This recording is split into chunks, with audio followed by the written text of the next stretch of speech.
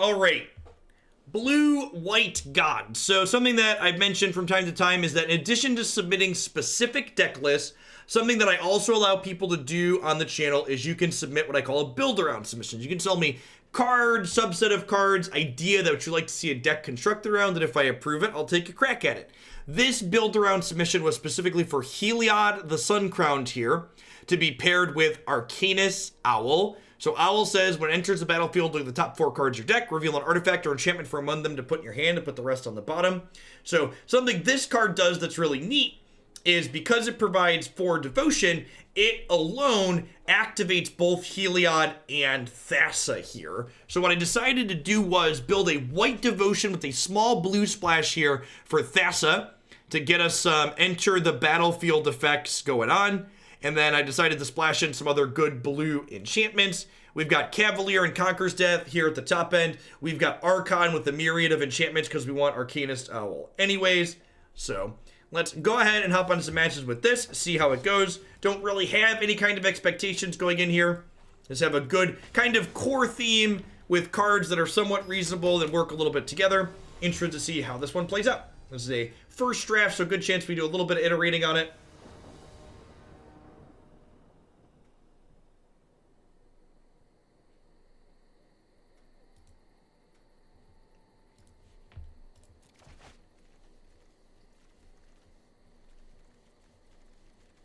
Sure.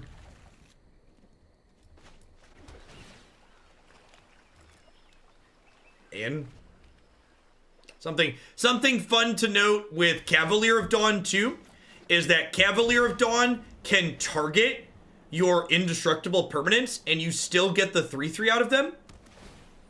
Getting the 3/3 is not contingent on the thing you target being destroyed. So like Cavalier with Thassa, for instance, can target Thassa every turn when you blink your Cavalier to just generate a 3/3, which is super reasonable. I think I'm gonna actually just keep both of these here. This lets us curve out really elegantly. We'll go this into Heliod this turn, and then we'll go Daxos Omen next turn, and then Cavalier the following turn.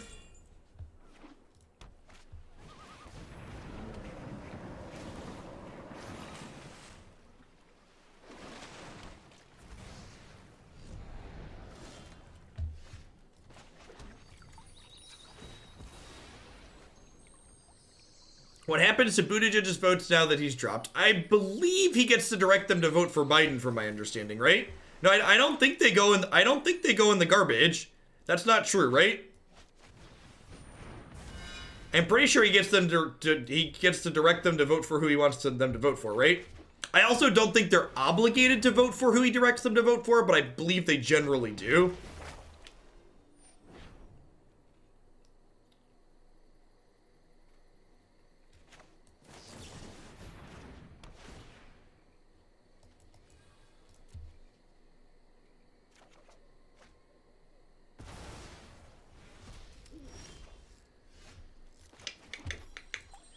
So, I guess we're just playing Cavalier here and destroying their Conqueror's Death. Is that the line? We're definitely attacking for 2 to start.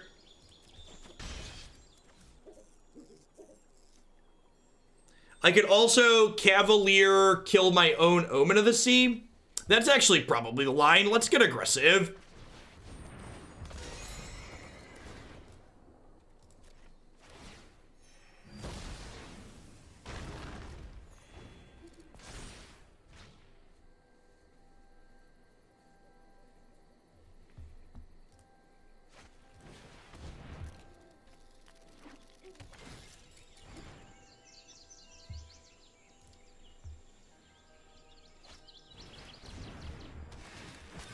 They're gonna destroy my golem here, I assume. Oh, that, sure. Why not Heliod again to bait another Conqueror's Death? Because I don't know. Like, I don't really have life gain in play. I know that playing Heliod out is that useful. If I do this, I still can't. I think I just do this and pass. I don't want to attack because I guess it's not a free block because otherwise they get back Uro. Okay, I'm gonna attack.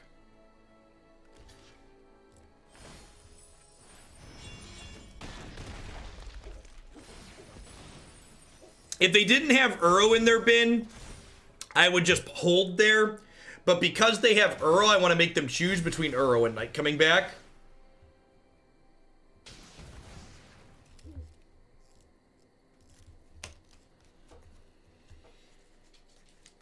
They're at 3 total cards in there, so a little bit still a ways off their Uro doing something useful.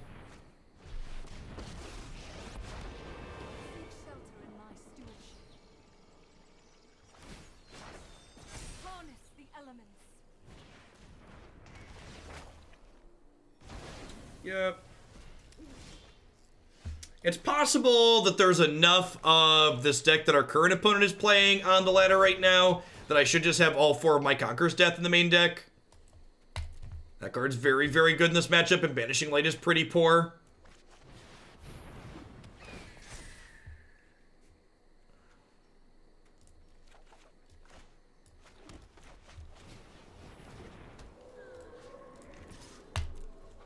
Getting to fire up Heliod here feels good.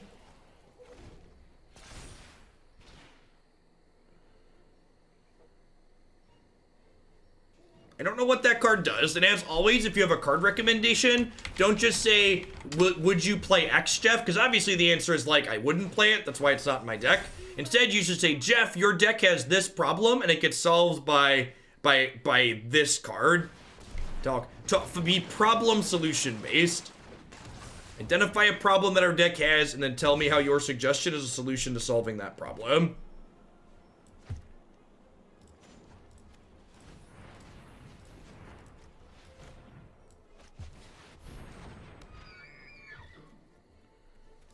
There's a reason why you don't know what it does. That's usually the case.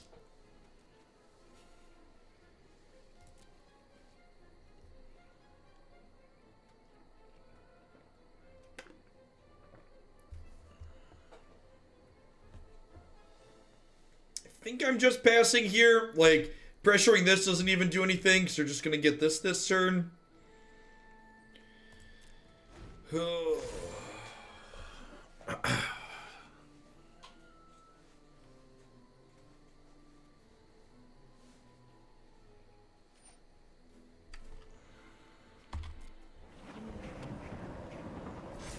This is my last deck of the day, Flash, yep.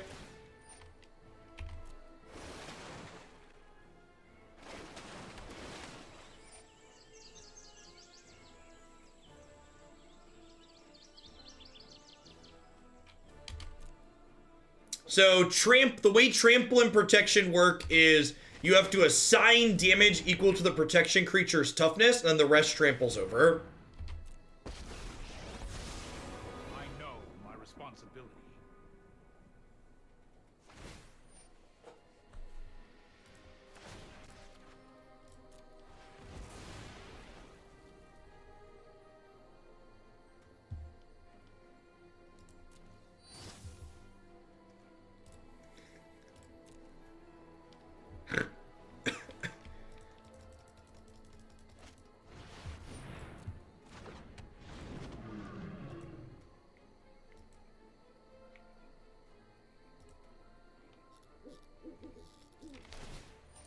This game's just too far gone at this point.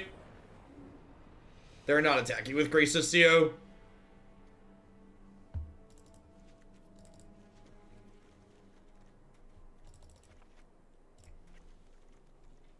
Some caskets probably fine here. It exiles Uro and it exiles Hydroid Crisis. Definitely want all these Conqueror's Deaths. Pretty sure I want these Disdainful Strokes. I think that's it. Deputy's good against, like, exactly... I guess Deputy is, like, a casket with legs. I can't find it with Arcanist all, though. That's probably fine, though, still.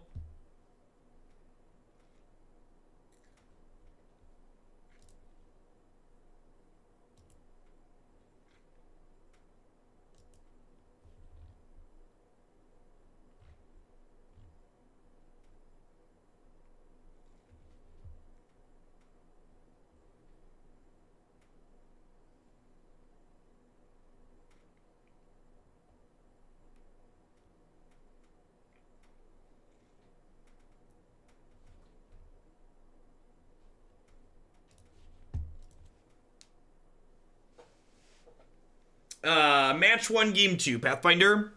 Got thoroughly outvalued by Nissa Hydroid Crisis. Conqueror's Death, Game 1. Loading up on a little bit more Conqueror's Death ourselves, but I'd expect this matchup to probably be unfixable challenge for us. Mid-range decks like what we're playing just can't keep up with Nissa and Hydroid Crisis.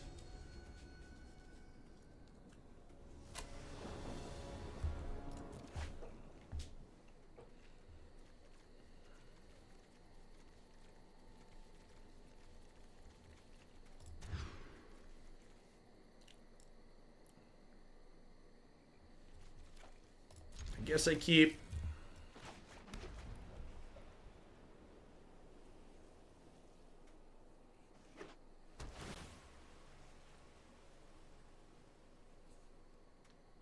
Are you going as big as, Are you playing Agent of Treachery, though, Raisin? So, like, the key to winning matchups like this is going bigger over the top of people? Sure, yeah. So, like, your deck is fundamentally different than what we're doing here. So, like, our deck, again, I understand what I'm talking about. Our deck is smaller than their deck in terms of the threats that we're presenting. Being slightly bigger is generally key to being successful in matchups like this. Let's slow this down. Nothing.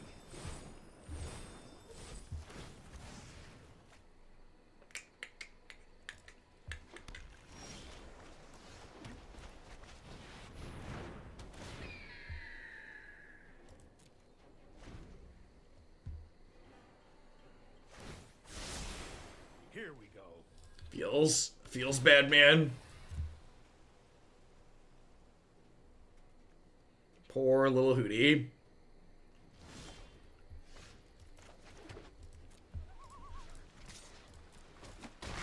Play Daxos here, play Omen of the Sea out on their turn, and then probably Cavalier kill our own Omen again, potentially.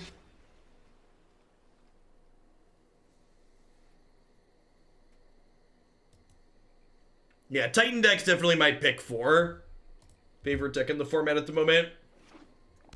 Looking forward to working on that one some more as we head towards the MCQ in a couple of weeks.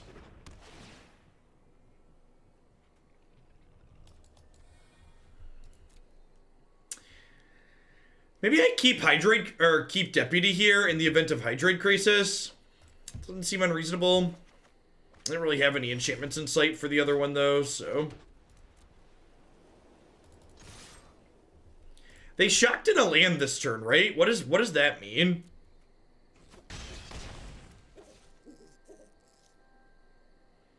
They have, like, Thassa's Intervention?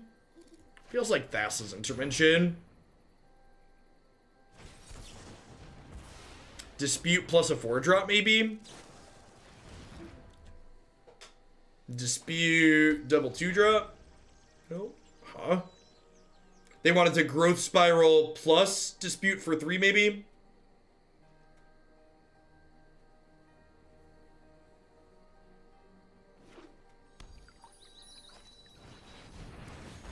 Sure. Aggressive decks tend to be good against ramp decks. I'm not I feel like people in chat are making suggestions now that kind of imply that I'm saying the opponent's deck is unbeatable. That definitely was not my intention and shouldn't be taken away from what I said. I was simply pointing out the case, which is frequently the case in Magic, where ramp decks are good against mid-range decks that aren't aggressive. In these kind of mid-rangey control games of Magic, the person with the bigger guns tends to win, and Nissa, Hydroid Crisis, Elspeth Conqueror's Death tends to be much bigger than what we're doing here.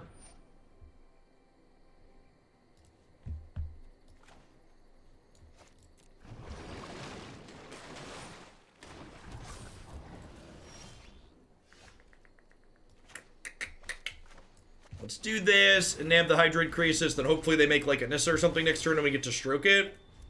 Deputy on Crisis is extra good because even if they kill the Deputy, the Crisis comes back as a 0/0 and just dies.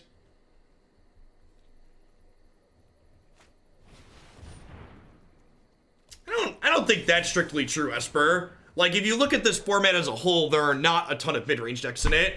In fact, like, the opponent's deck is a ramp deck more than a mid-range deck. Like, they're playing Growth Spiral, Grazer, sometimes Grazer, Uro. The red-black Titan deck is a somewhat competitive mid-range-ish deck because, in large part, it's an aggressively slanted mid-range deck. It plays Embercleave and Phoenix to kill people. This might be a bad idea.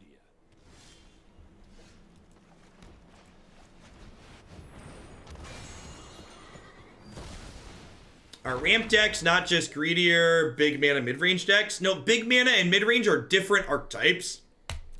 Saying them both in the same sentence doesn't mean it's both.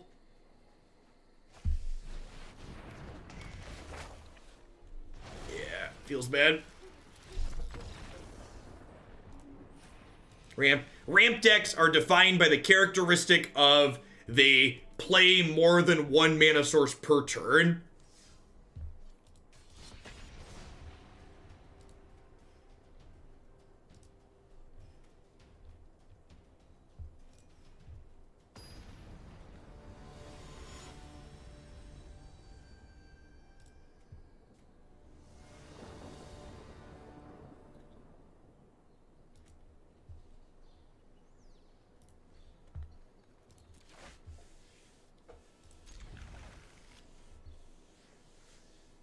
Yeah, I agree with that comparison, K9. I think if you wanted to draw a parallel to a second archetype for ramp in general, I think equating ramp to combo is probably more appropriate than mid-range.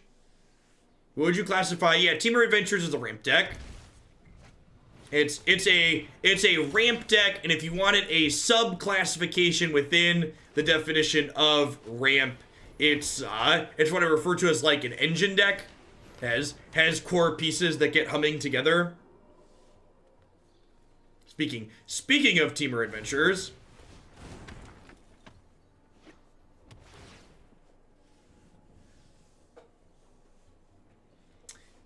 is Tron considered a ramp deck? It's considered so Tron is a big mana deck.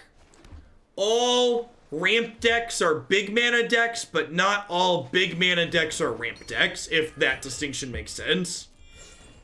And again, there's a lot of little quibbles of who's gonna tell you what is what or equates as what in Magic, because a lot of this jargon isn't formally defined.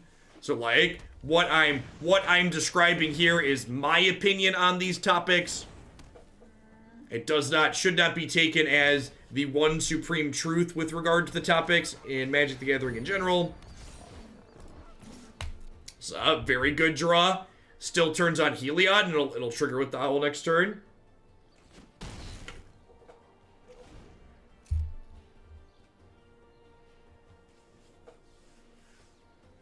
Well, there's going to be a ban list update on Monday.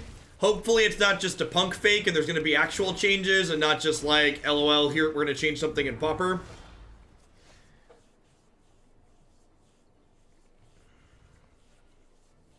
Inverter's only legal till Monday. Fingers crossed.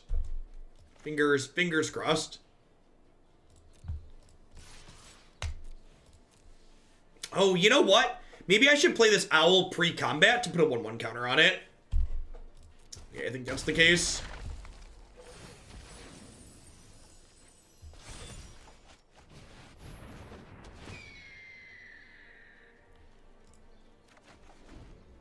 Oh, this is only enchantments. I'm dumb. This finds artifacts as an artifact creature, though. Forgot about that. Yeah, it did not specify format, from my understanding, unless I missed it.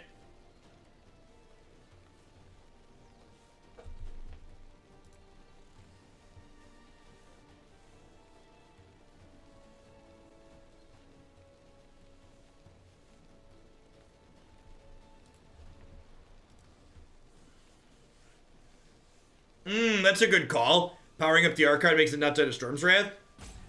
Somehow my Prime is still linked to this channel. How can I make it stop? Thank you for the 33 months, Equinox. I appreciate the continued support.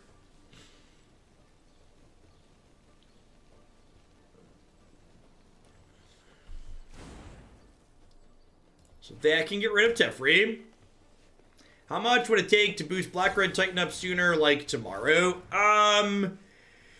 Can you drop me a direct message, Raisin, and I can tell you after the stream? So the deck queue is a manual process. It doesn't get updated mid-stream. So I need to look and see what's gotten bumped by what before I can give you a real number.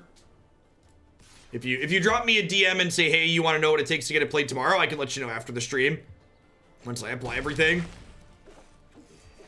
I also had a couple people bump it today. I think it's got 20 points waiting for it already, so I think there's a chance that it might already be being played tomorrow. I guess I knew about this Disdainful Stroke. Maybe because they showed me that, I'm supposed to just Omen of the Sea there. That's very possible.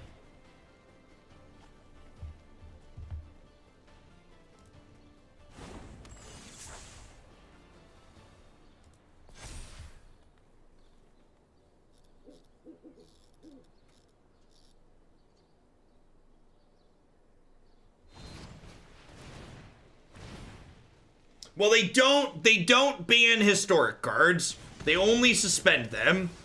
They only ban them after they've been suspended. I actually, and speaking of, I actually think we might see an update regarding the historic suspended list after Thursday. God bless America. The Teamer deck is just so good. Double borrowers, just so much tempo.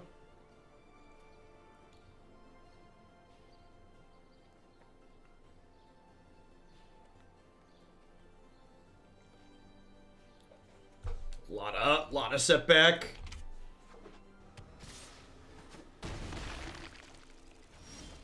It's honestly another reason why mid-range kind of struggles in this format is because borrower bouncing your more expensive powerful plays is a pretty big setback. Yeah, like look at this. All my opponent's creatures like drawing them 2 cards now in addition to the effects they already got. Like this generated tempo and then it's going to draw them 2 cards.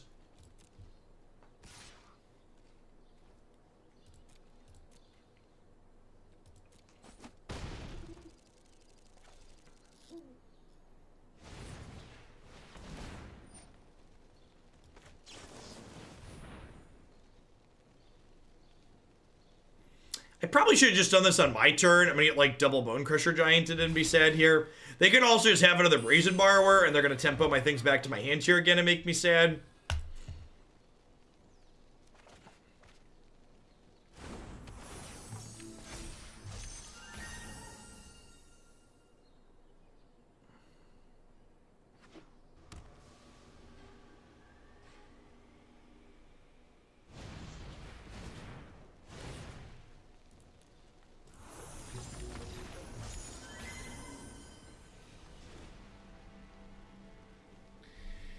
Heliod's intervention is great here. Conqueror's Death is fine. Banishing Light just gets bounced. Let's get rid of that because it's a little expensive for that to happen. Gosh, is Archon a cut too? I guess Daxos is. Gaining Life isn't super useful. Aether Gust is probably fine. Let's try it. Let's try this.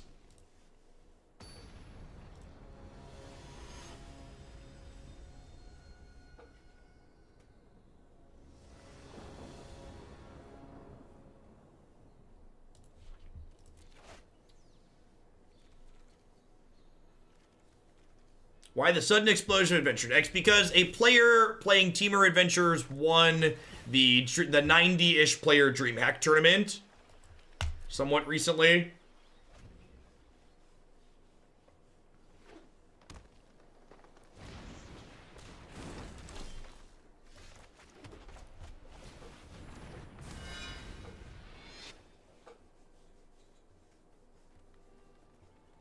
A new deck, and honestly, show it things like Teamer Adventure really show just kind of how underexplored a lot of ideas in the format are. Like, if this deck was hiding, just waiting for someone to find the right build to break it, you know? Wonder what other things are out there hiding that people just haven't explored.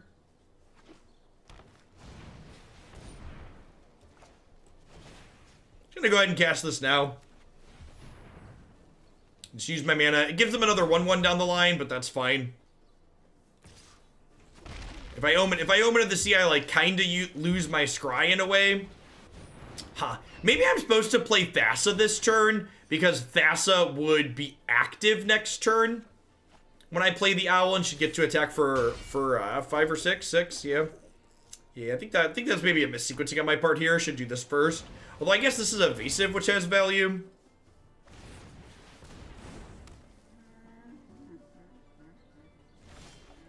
I mean, to be fair, Oko was never legal in this current format, right?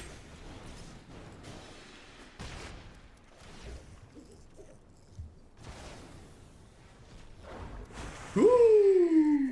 Ooh. Read. Read. Where's a Heliod when you need one, chat, huh?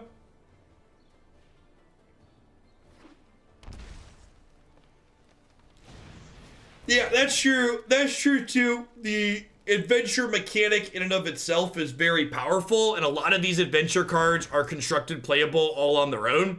So like the fact that like this adventure deck is a bunch of individually constructed playable cards that then also have synergy with each other is a big deal.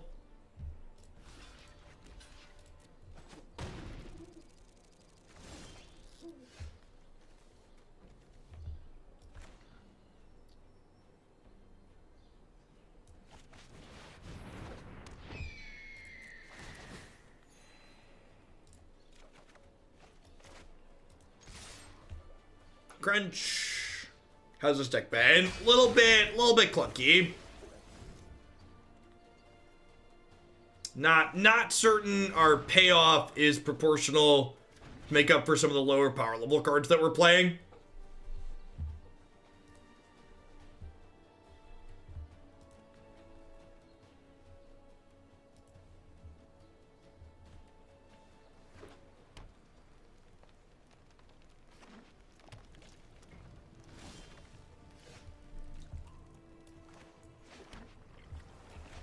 So they're dead, right? They're dead to known information. It's like exile your thing, hits you for 8.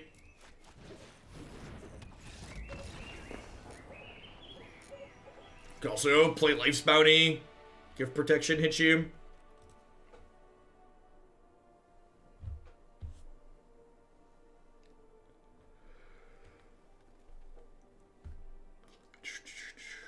Zinzaz, thank you for the 13 months. I appreciate that. Welcome, welcome, welcome back. Happy Monday.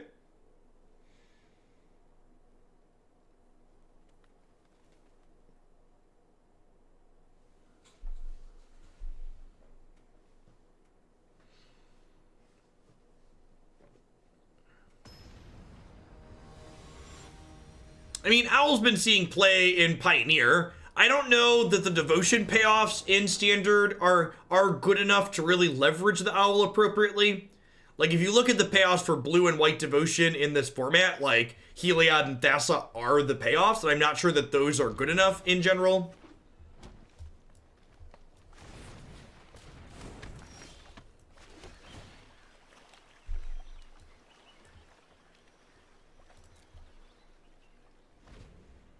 I think I'm bottoming that, looking for like a 3-drop to play on the 3rd turn.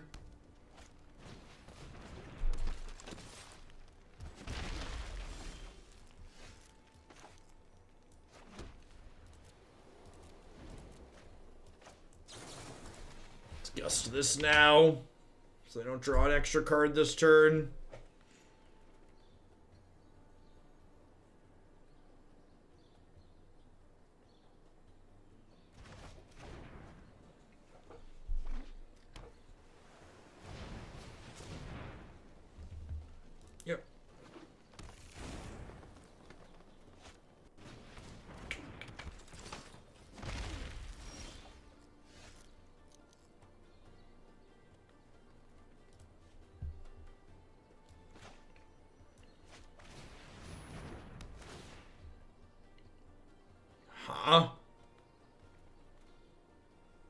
I think I'm okay with that, right? Until we get Breeze and Borrowed back into last week. Looks like an appealing pickup here. We'll go Archon this turn, Thassa make a token next turn, Owl activate Thassa the following turn.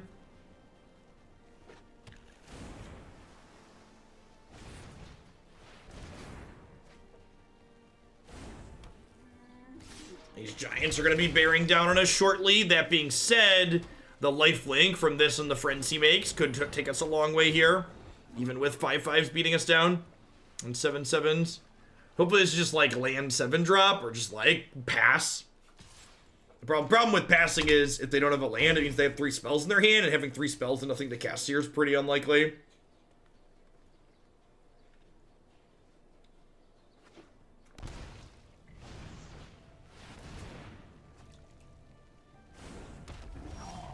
The ban update is to restrict Veil of Summer and Vintage. Lol.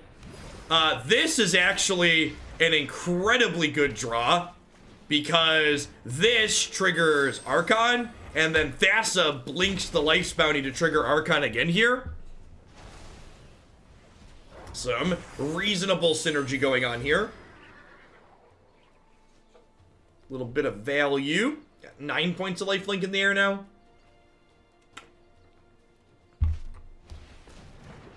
Lucky. Don't bone crusher me, bro. Okay. 2/2 is definitely chump block and Beanstalk Giant here.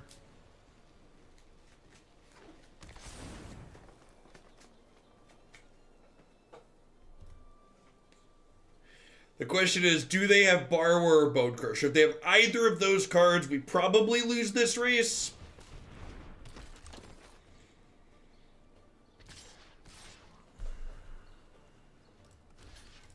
Hey, Bite Burger, thank you for the 5 months of support. I appreciate it. Welcome back. Thanks for keeping me around.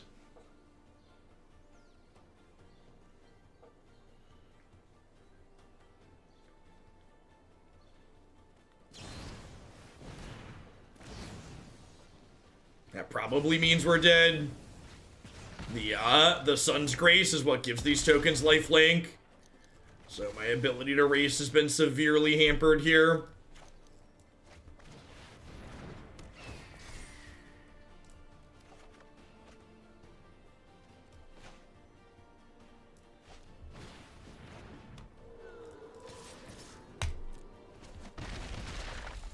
I mean, like, it's easy for their archetype to always have it when, like, they just see an incredible number of cards each game, right?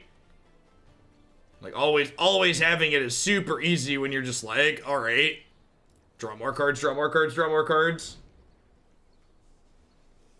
If I don't die this turn, my bounties can give Thassa triple protection, and then we can kill them next turn between our air forces and our evasion. So fingers crossed this Bone Crusher Giant bricks off, and then they're dead.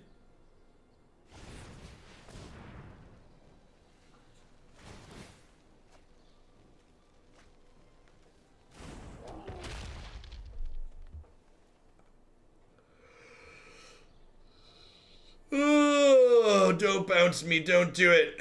Have a heart. Yep. Alright, so that gives them 2 more draws at a Brazen Borrower, though.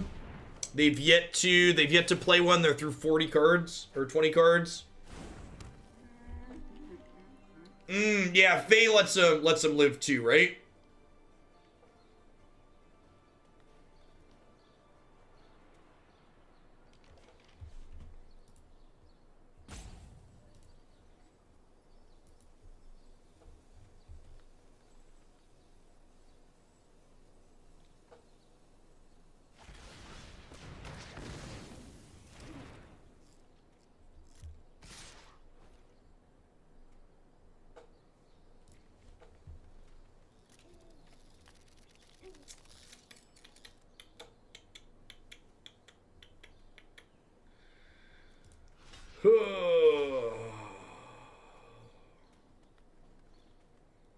We're dead?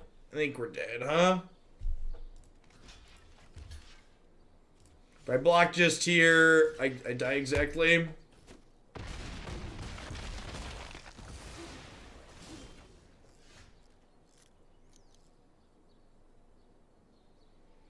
We ended up playing another deck Wargy because we finished everything I had, because a couple of the decks were kind of medium and we hadn't hit the amount of time I planned to stream for. I always underschedule decks in my stream title, because if you put too many up there and you don't get to one of them, people get disappointed. Whereas if you put too few up there and you add extras, people are excited for more content. It's all about psychology. Under promise, over deliver.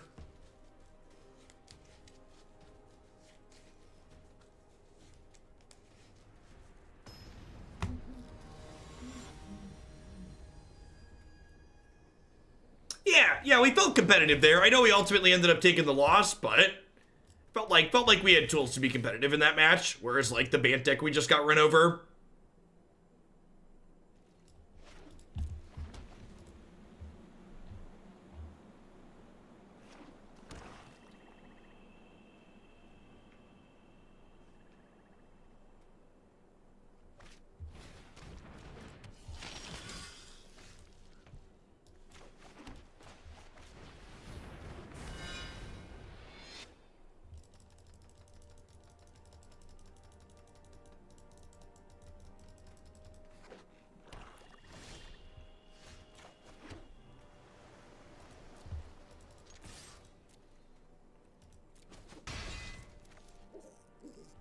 I think I just do this now. Actually, I'm gonna play Banishing Light here on Night, which is a little aggressive, but it's resource efficient. And then it sets me up nicely to just curve out here fully. Ayara, sure. I think I'm gonna go ahead and play Thassa this turn. And then next turn I can play Owl, which lets me attack with Thassa.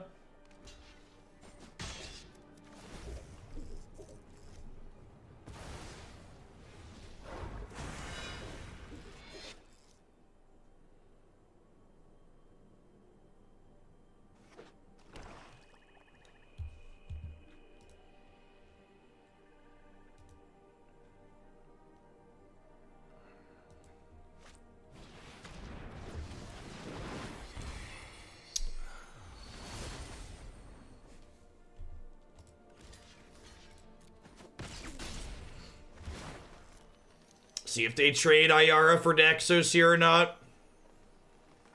They might just make us discard too. I think if they make us discard, I'm actually going to bin the Omen of the Sea. I definitely want to keep my Owl. And I kind of want to have 5 lands. Really? Okay, they must have another Rankle, right? That's what that says to me.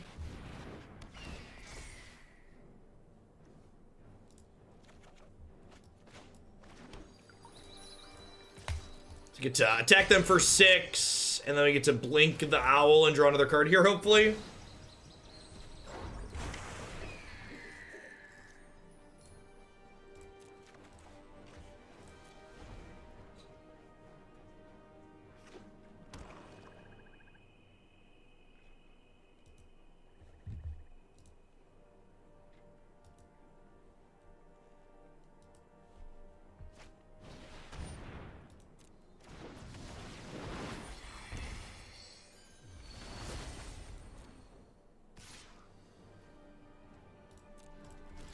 We have to trade flyers here, unfortunately. Gonna hope to find another Owl with Omen here. That's not a terrible pickup.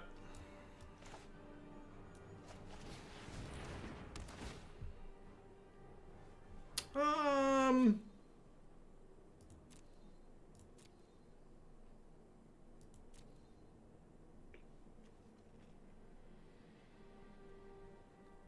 think I'm in for both of these. The Omens, along with these, give me lots of extra power, which is nice. With the Banishing Light in play, this Cavalier of Dawn will turn on Heliod next turn and give us a decent attack, which is great. The Thassa Blinking Cavalier also gives us a pretty endless supply of 3/3s because we can target our indestructible things over and over again.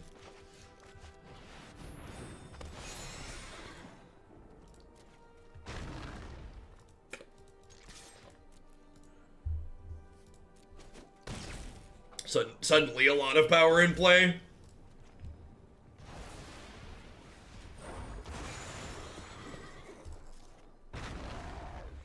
Let there be golems. Set my people free. So I assume we're going to see them eat the Midnight Reaper here and try and find some gas. Try and break up my stuff a little bit.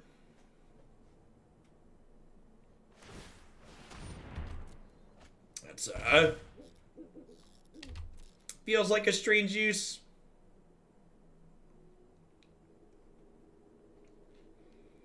So I think my plan for this turn is to go like Thassa, diddle your Nightmare Shepherd, attack with everything. Alternatively, I could also just play Cavalier of Dawn, kill their Nightmare Shepherd. That's probably the better line, huh? Although Thassa diddle means I could lifelink something with Heliod, which is appealing. They're attacking me. Excuse me? Alright, well, now I think I just want a triple lifelink, huh? Is that crazy? I feel like that's not crazy. I could put them to 1. I could tap... No, they're dead, right? They're dead. If I tap this and they block here, they take... Oh, they can sack this. Okay. Huh? If I tap this, they block here, and then they take 10, 11. Yeah, they're actually dead. This attack left them dead on board. Maybe they forgot about Thassa static text. Very possible. Card doesn't see a ton of play.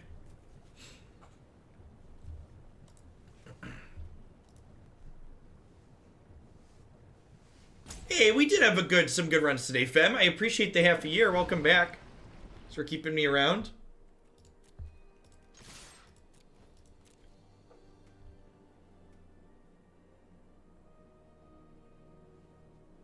So no matter how they block, they're dead because of Midnight Reaper's trigger. So they're taking 10 and then their trigger kills them.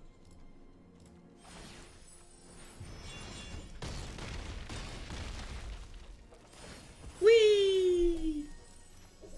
Bump up, the wump up, the jam. Do do do do do do do do do. Oh no! Oh no! Oh, I forgot about the Ayara trigger, chat. The pride, chat. The pride. She cometh before the fall. Are we gonna die now? Are we about to die? Is this where it all goes? Is this where it all goes horribly wrong? Alright, well I get to kill this, right? Oh wait, no, we're good. We're good. We did it. Figured it out. Solved the puzzle, chat. Solved the puzzle. We did it, we did it, we did it, hooray!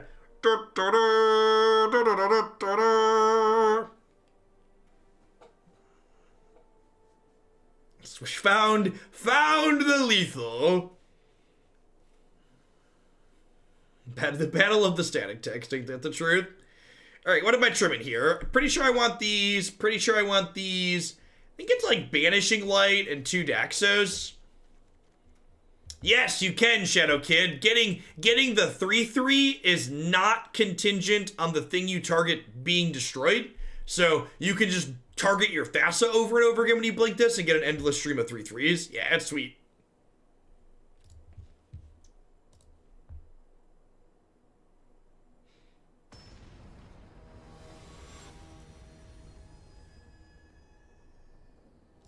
Meister Clickington, thank you for the 11 months of support. I appreciate that. Welcome back. Thanks for keeping me around.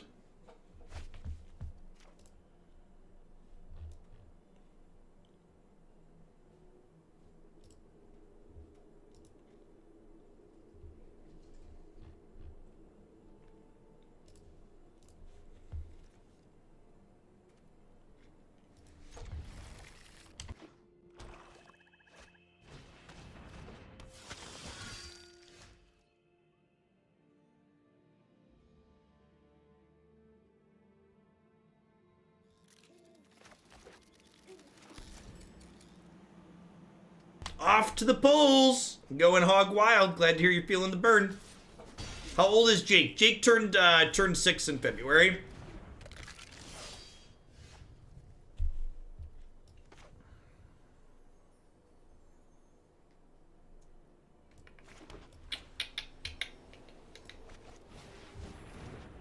I think we just take care of Knight here. Maybe I'm just supposed to play this and save this for Ayara.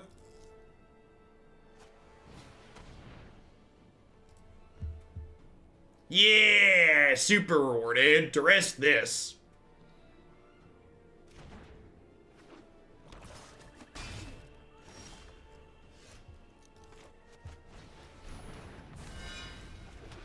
The casket even gives... The casket even gives Daxos the 3rd point of toughness, so it can block Gutterbones here, which is great. I think we banned the 2nd Cavalier here, huh? I think I want to just hold on to my lands.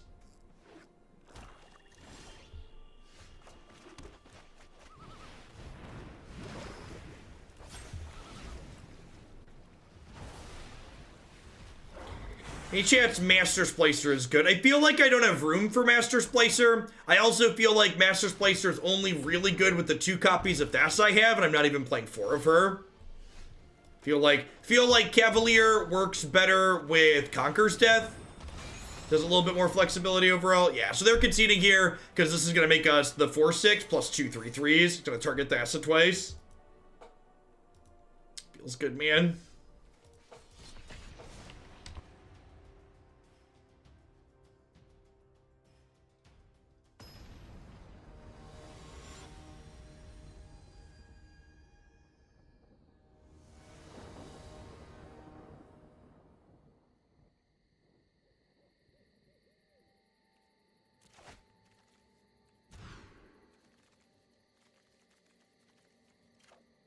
Sure. Bottom of Daxos here.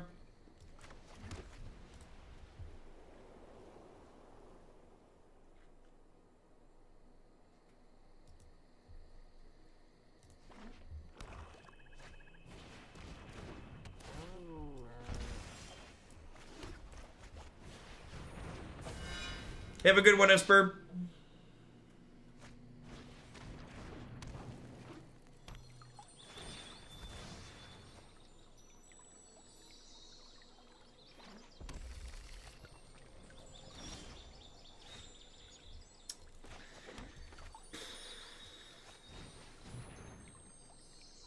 This will fetch an island for us here. We're going to wait to do that until the end of their turn or when they play a Mayhem Devil.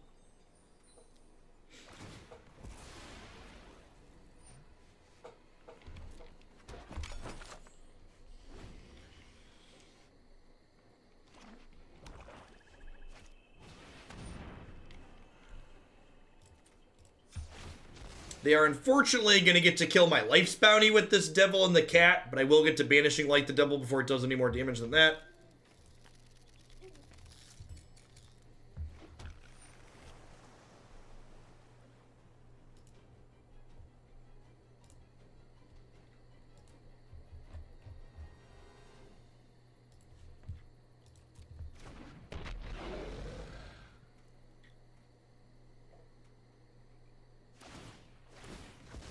They actually get to kill my whole board, right? Because they get to go deal 1 here, and then they can do 2 more. Yeah. I get 3 sack triggers. Feels bad, man.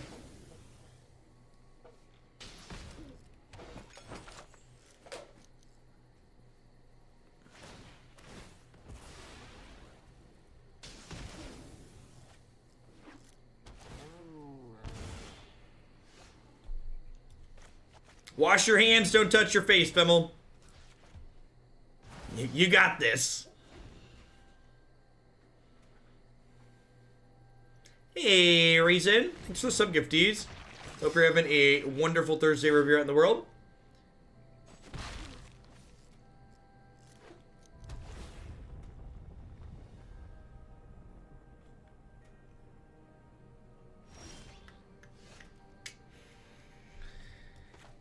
I was hoping to hit a land there so we could, like, get Archon down this turn to start getting it going next turn. Hopefully this finds us a land and we get to play Daxos. Actually, I guess there's a real question. Do I even play Daxos this turn? Perfect. We'll take the tap land. I agree, Dallas. It really is.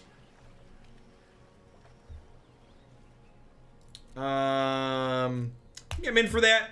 And then next turn we'll play Archon, and then the land sets us up to the following turn, go Daxos plus Banishing Light. The deck took all the pressure of figuring out what Daxos needed to do off of us. Midnight Reaper with Cat, letting them draw some extra cards here. Definitely not stellar for us. Feels like this one's slipping away.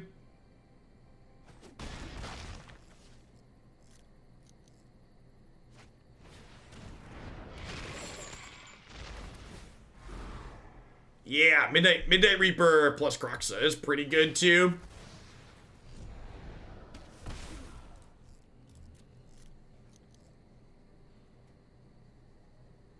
Seems pretty good.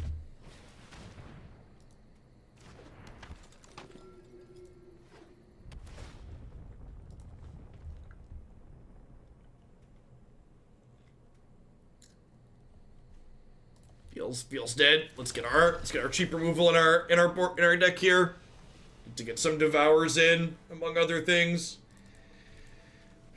Am I supposed to bring in Heliod's intervention?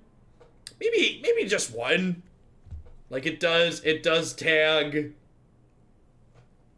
It does tag what's it called? Oven. And gaining life in a pinch could be okay. Feel like this is probably a liability. Pretty mediocre against Mayhem Devil. Rest of this seems fine. Couple of Conqueror's Death at the top end I think is fine to leave in, but I don't think we want it bad enough to bring in more than the two we already have. Seeing like one in a longer game is fine. Seeing multiple per game is probably going to clunk up and make us lose.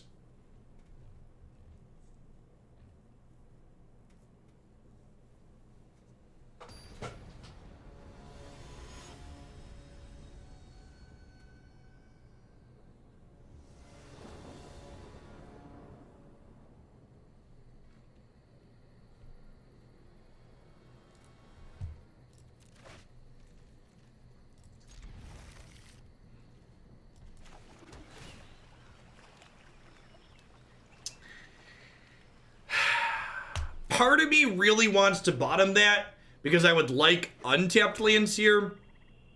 But I think I just also need to just like take my hits.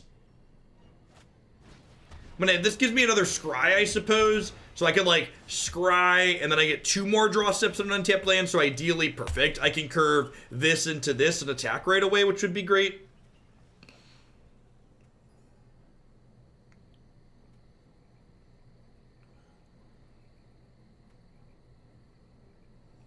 I mean, to be fair, Branch, they might have skipped ovening their Kroxa in the last game, because if they ovened the Kroxa, they then didn't get to oven the cat that turn, which means they draw fewer cards.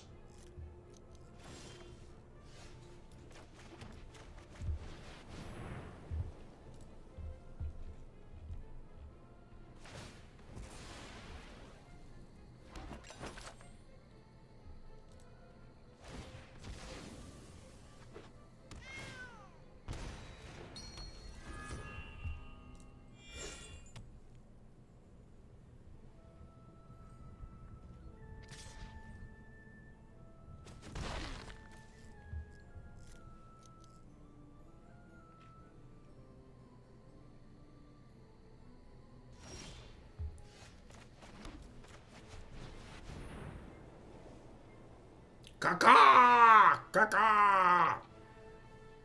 What are the odds they have a Murderous Rider here? Probably non-zero.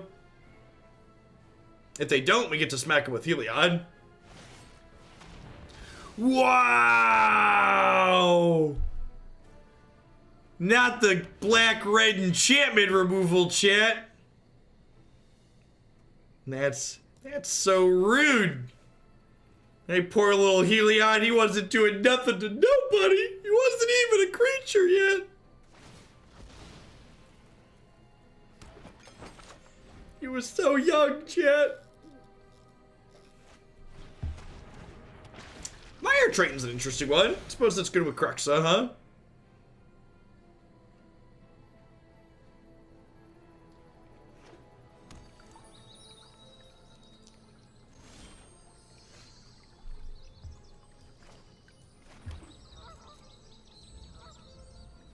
think we're gonna Banishing Light, the Oven, and cast Omen of the Sea here. Want to hold on to the Glass Casket for Kroxa down the line. They're not far off of escaping that since they milled the Mire Triton and they have the Fabled Passage in play here.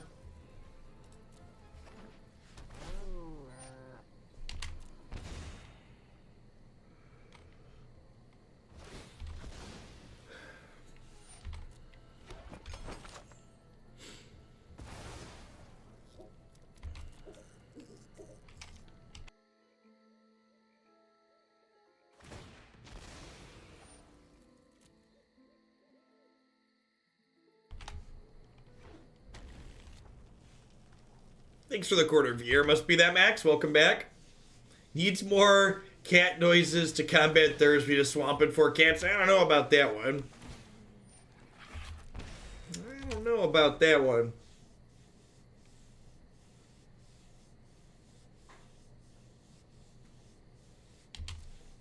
I mean, to be fair, 2 mana to make them discard a card of their choosing is overcosted, right? Like, look at Ravenscrime. Ravenscrime does that for 1 mana. Sure.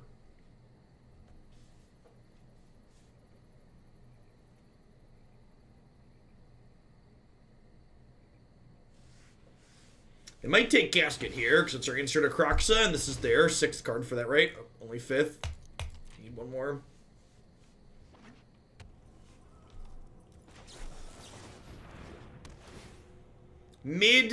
Mid-range decks are the best type of Magic to play, in my opinion. And I think a lot of other people agree with that. It's why even though, like, even this current standard format, I think this current standard format is very reasonable, but it doesn't really have a lot of what I would consider traditional mid-range decks in it, which is why, even though it's reasonable, it's still below where Theros standard, or where RNA and Guild standard was for me. Just the type of gameplay that, like, those decks that, like, are interactive but can also close. And that's not to say that I think Magic should be all mid-range all the time, but it is to say that I think formats that support mid-range as a premier archetype tend to be more enjoyable overall. Yes, brewing. And that the other thing too is, like, it's easier to brew in formats where mid-range is playable in general, just because brewing in formats where mid-range exists, like, you just need to have good card quality. You don't necessarily have to have something super specific. Vomit. Anything useful in here? Not really. Oh, if I attack with this, I get Heliod back? That seems good.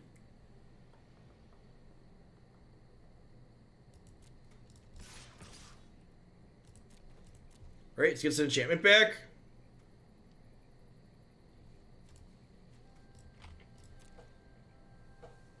Heliod will be a 5/5.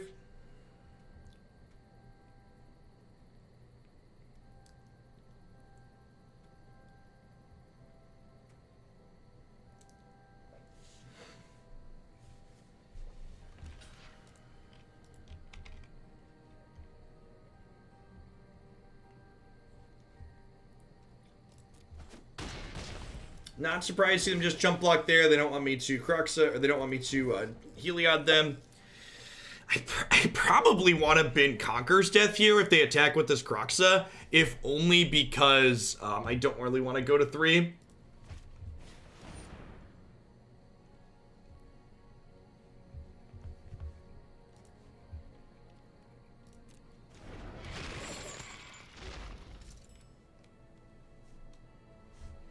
So they'll keep the one that can attack.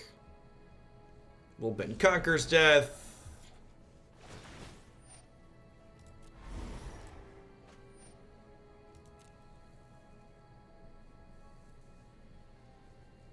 Well, if they attack, we're going to 3. They might not attack.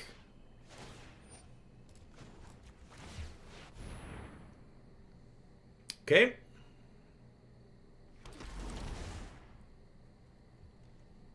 I guess if their last card's another Croxa, we technically die, huh?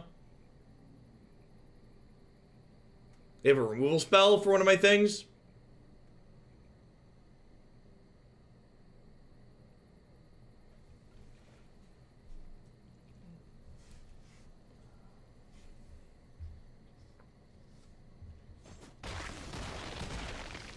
Oh, they ordered it so they don't kill my Cavalier. That makes sense. It's a good play.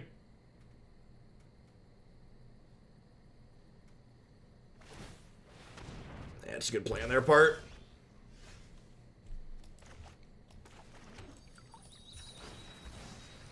Four cards in their bin, so if they hit a Mire Triton, we're dead.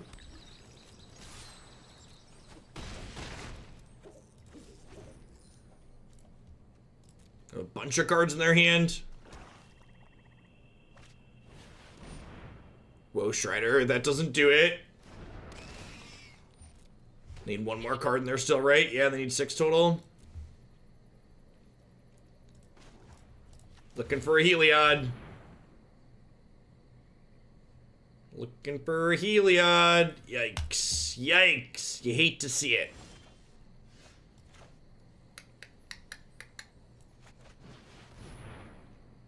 Okay. This exiles the Woe Strider.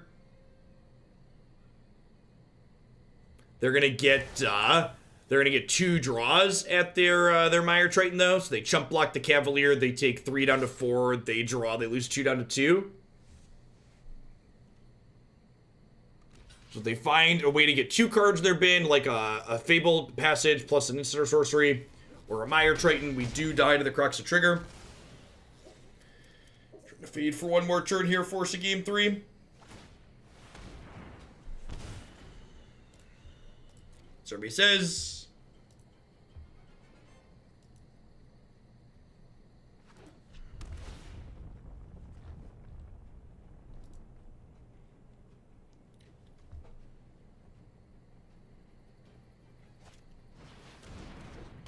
Okay.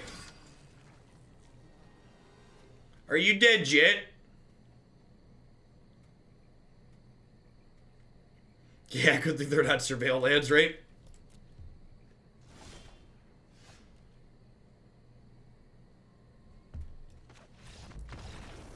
Alright, game the 3rd. Keep the light for Croxa. If I keep the light for Croxa, they get the Woe Strider goes to their bin. Maybe that is the more conservative play.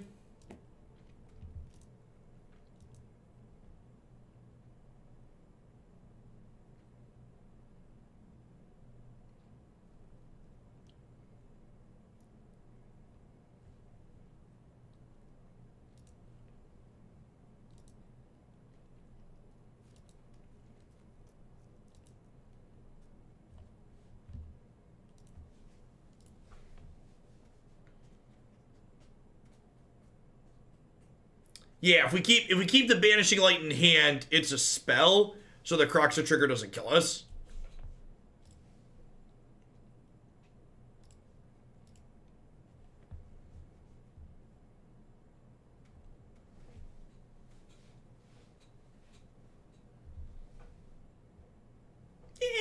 Yeah, mid-range decks are sweet when they work.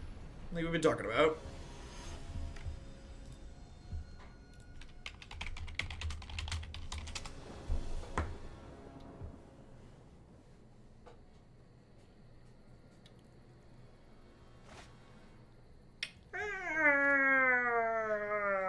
I guess, like, this needs to be a white source because we need triple white, but, like, the hand also doesn't have any blue cards in it, so, like, this is probably keepable. Hopefully just draw, like, a dual land early.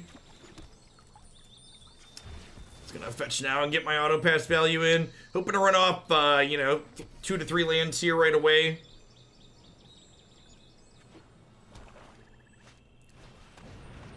Priest is pretty good. Alright, I have a very, very short window with Priest to hit something meaningful here.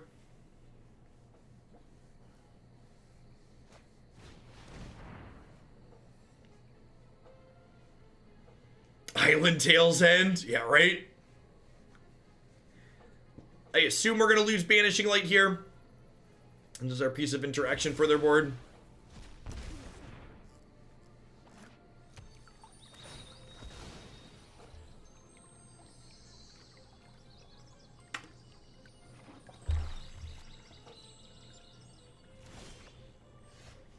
Rip.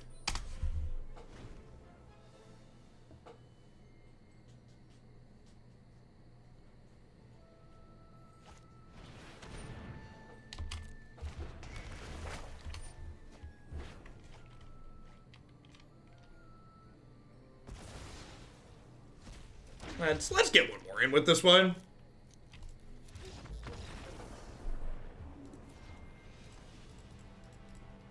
Let's try one more. Play one where we get to actually hit our land drops. Hopefully, maybe just a little bit.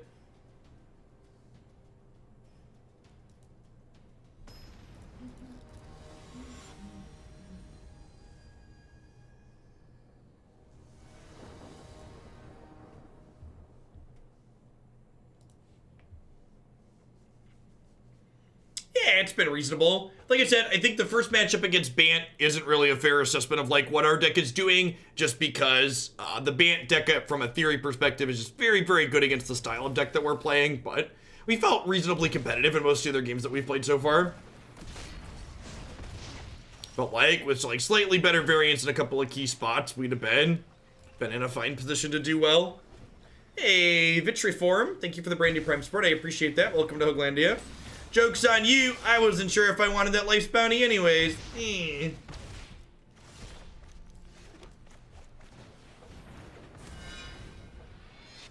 Probably blocking Robber. JK, LOL.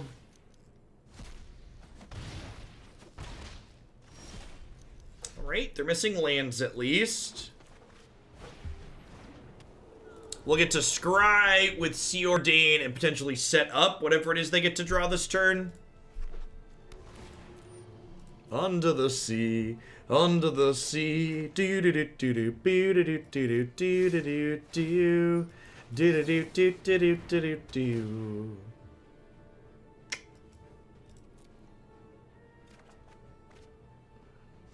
Yeah, have a land. Wonderful. See them play life spanning out here if they have something useful up here.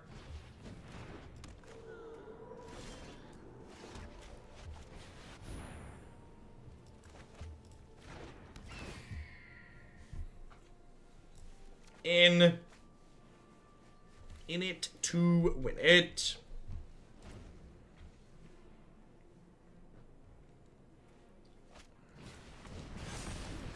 Rough.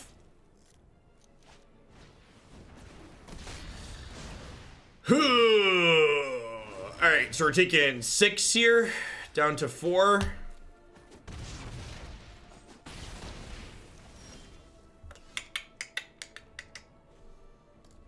We are not so ready to conquer the death, chat. Death conquers us. Decree sounds wonderful. Aether Gust sounds wonderful. Conquers death is slow. Want Heliod's not only to randomly gain life on occasion, but also because our opponent's deck is very likely an Embercleave deck. Going to leave a couple of Cavaliers at the top end because they will be good like roadblocks for us. This is probably something to trim. That's 60. Let's give it a go.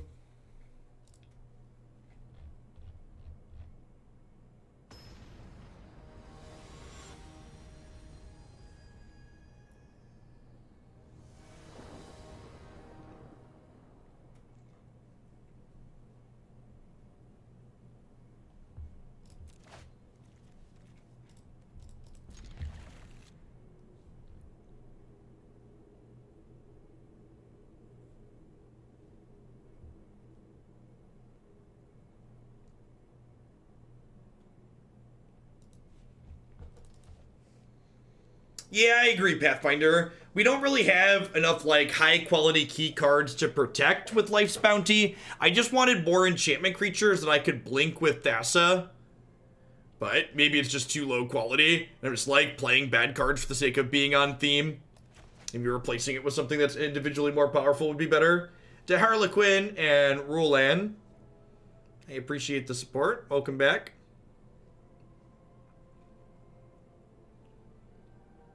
This isn't like the White Weenie aggro deck or the Enchantments aggro deck where we have like key cards we really like to protect with it, which changes the dynamic a lot.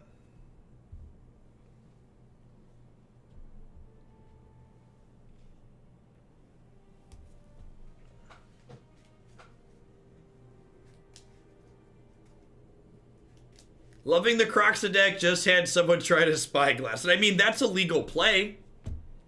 Spyglass naming Croxa is definitely a play people are able to make. Why would you want to take their legal plays away from them? Now the real question is, do I burn a Devout Decree on their 1-drop? I feel like the answer is no. I think outside of them having exactly another Fervent Champion, this 1/1's not a big deal. So naturally that means they're about to play a second. Just a Zartog Goblin, yep. Just got back from voting and the volunteer there said that it's the busiest she's ever seen it. That's great. You love to hear it. This enables Heliod pretty well. I feel like I could do better though. Like looking for an owl, right?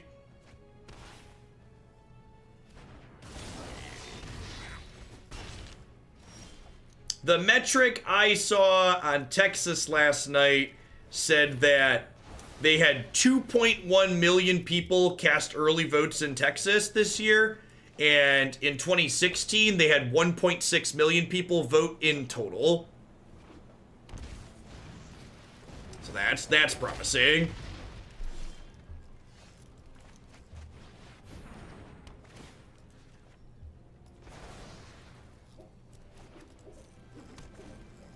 Nevada also had an incredible amount of early voting take place.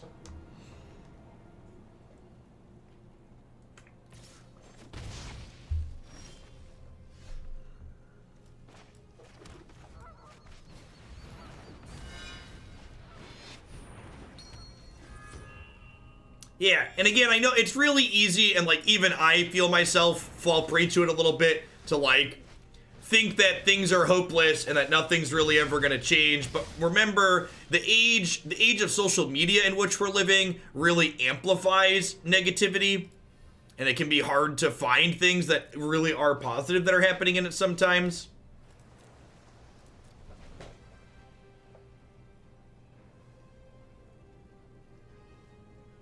Gosh, I really hope I live to see Texas become a swing state. That would be a great Christmas present. Well, no cleave. Glass half full. Go ahead and make a token here. That's a 5/4. Yikes. Well, looking for an owl here so we can activate Heliod. Glass Casket. Yeah, I guess. Yes, yeah, as long as tech keeps pouring into places like Austin and Dallas and Houston, those darn tech people are educated, and everybody knows education has that blasted liberal bias behind it.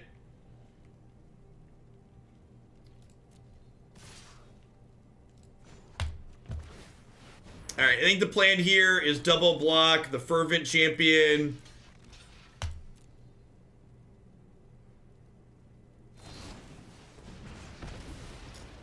Hashtag not dead yet.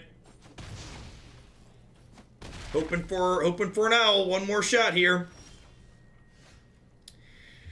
Feels magic, man. Feels magic, man. Yeah, thoughts on this build that we had. I feel like the assessment of Life's Bounty being a little bit on the weaker side was probably on point. What are enchantments and artifacts in these colors? Did I miss any good ones?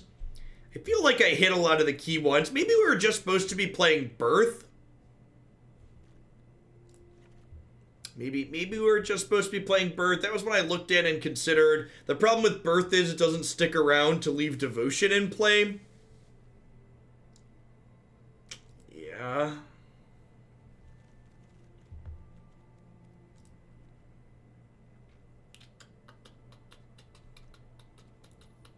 I feel like if I were to take another crack at this, I would probably want to focus on shoring up the aggressive matchups. We talked about the Bant matchup likely being close to impossible, and I think that's true no matter how you kind of shape up this Arcanist Owl package. I would bet that you could build this deck.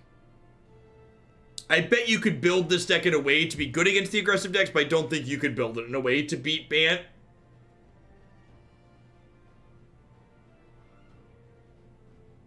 All right, at any rate, that's going to be it for me for today, folks. We've been going for like 8.5 hours, so I'm going to go ahead and call it and get everything cut up and uploaded to the YouTube channel as always. I'll be back tomorrow morning as well as Thursday and Friday this week. If you're a fan of Historic, I'm going to be doing Historic every day. The feedback on the subscriber survey so far has been very promising. I can tease a little bit of that. If you haven't filled out your subscriber survey for March, I'd encourage you to do that. It should be in your email or it's linked in the subscriber Discord in the top. So we have look at that. Historic's even up from today because we were talking about it. So 90% say they're here for Standard, 80% say they're here for Historic, a little under 60% say they're here for Pioneer. Standard, and Historic for people marking their favorite formats. Almost 70% of people here had Standard or Historic for their favorites. Think this is about what I expected it to be. Most people think that one mono deck to start each day is about right, and then equal parts, too many, too few. So probably, I think my schedule moving forward is probably going to be one mono deck into one Historic deck into like 2 to 3 Standard decks is probably a good mix. Any rate, thanks everyone for watching. As always, I'll catch all around the rest of the week. Hopefully, everybody enjoy the rest of your Tuesday wherever you're out in the world. Remember, if you're in a Super Tuesday state, get out and vote regardless of who you're voting for. But I personally would encourage you to feel the burn.